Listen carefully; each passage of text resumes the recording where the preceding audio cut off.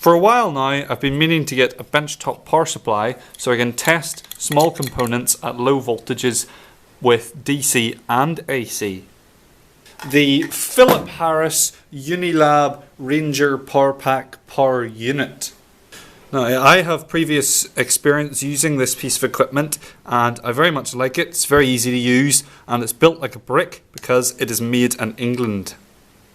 So I bought this second hand on the interweb, and because of that there's a few broken parts like this here, and also for some reason there's an EU plug on it, and this does not make sense to me because it's made in England and it is rated for 240 volts, but for some reason someone has put 120, 110 plug on it, which is just a bit weird, but nonetheless I can change that. Now, one of the best things about this machine is the fact that the company still operates. So I went on the interweb and got me some parts that I can then attach to it. And while I was at it, I also got some other bits and bobs that are going to make my operation of it much easier. So the first job to actually make it usable is to swap out the plug for a real British plug.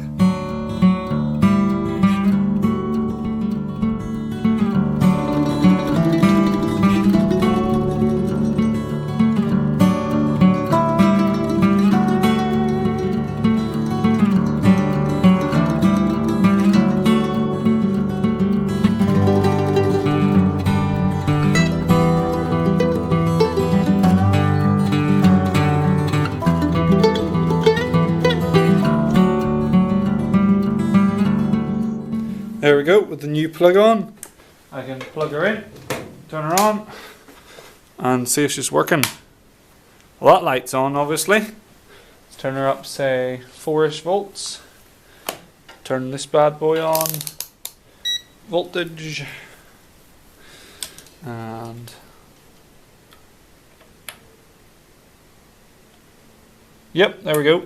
We're getting voltage out of that. It's working. Thumbs up.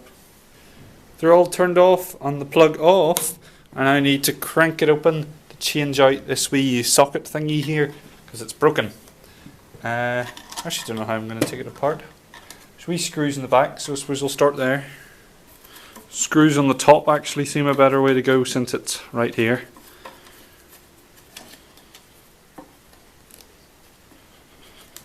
Still stuck on somehow. Maybe it just needs a whack. Alright, it's hooked on somewhere. Oh, there's a wee screw here. Maybe that's it.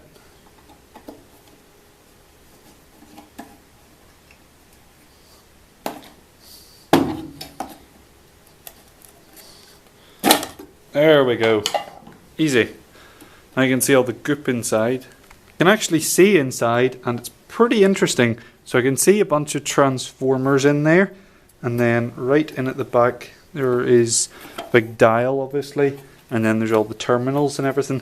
So it's pretty easy. I'm just going to replace this here terminal with this one, but they were out of stock in the red ones, so I have a black one. So I would have black and black, but there's a wee red collar here, so I'm going to keep the red collar so I can tell the difference between the neutral and the live, because black and black are the same color. It's quite funny actually. I knew this equipment was old, but it's much older than I thought, because this bolt in here is Imperial. I know that because 7 is too small, or no, too big, and 6 is too small. Try the ratchet set. 6 too small, 7 too big. So I don't have any Imperial this small, so pliers it is. Let's see. But no, those don't fit. Needle nose, except these have like no grip. So this is going to be fun. Yes, I think I got it.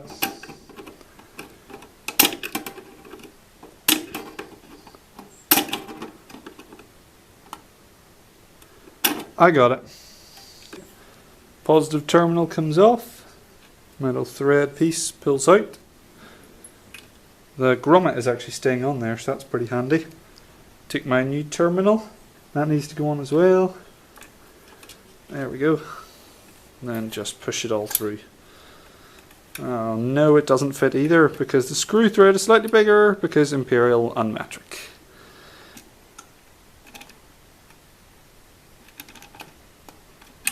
There we go. Very fiddly, but all done. So annoying. The new stud is 4.5mm and the old one is 3.5. So all of the ground fitting and the live fitting both had a wee hole that was 3.5 for the 3.5 fitting. But the fitting was 4.5, so I had to drill them out with the drill, obviously, and that was very annoying and very awkward. So let's cover it up.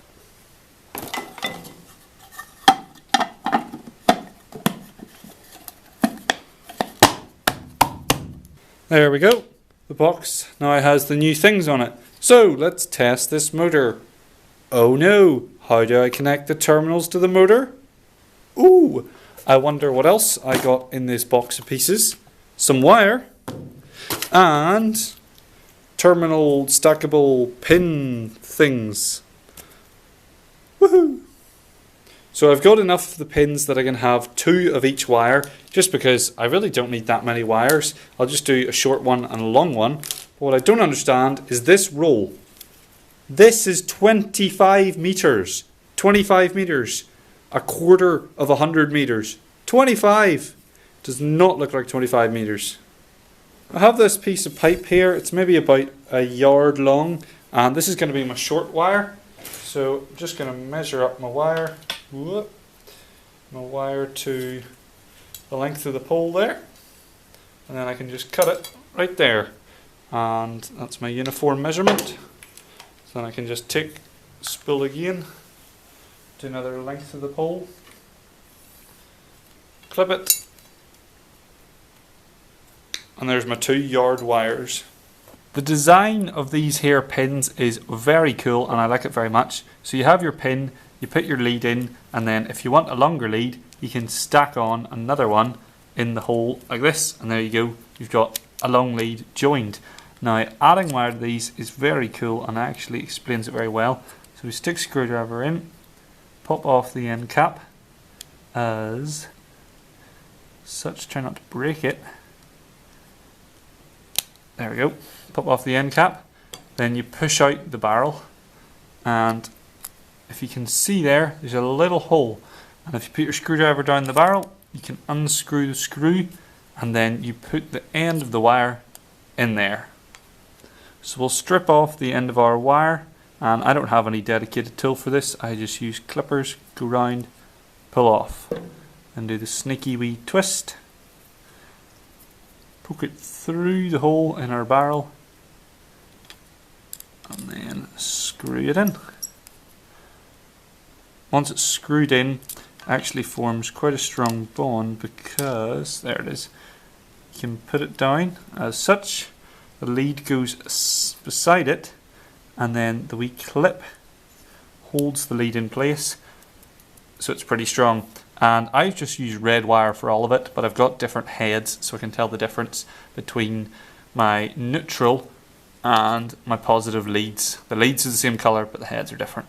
So I've made all my wires. I have 2 1-yard wires, and if I stack them on top of each other that gives me a 2-yard wire, which is equivalent to my other whole one singular piece 2 and a bit yard wire. They're basically a meter, and that is all I will need really, because most of the stuff I will just be testing here on my workbench. So put her down, turn her on, and turn her on. Now let's connect it up to the motor. Oh, but how do you connect it on? Oh, I know. Let's look in the box. And in the box, the final thing I have are crocodile clips. And these crocodile clips are extra special because they fit over the end of the wires. Oh yes, look at that. So if I take my lovely crocodile clips, clip them on to this wire and to this wire, then I turn it on and turn up the voltage. It's humming, but oh wait. Oh yeah, look at that. Oh, you can't feel it because it's camera, but look, it's spinning, and then I crank it down, stops, crank it up. Oh yeah, look at that. Excellente. Can also test it on this cool little electromagnet.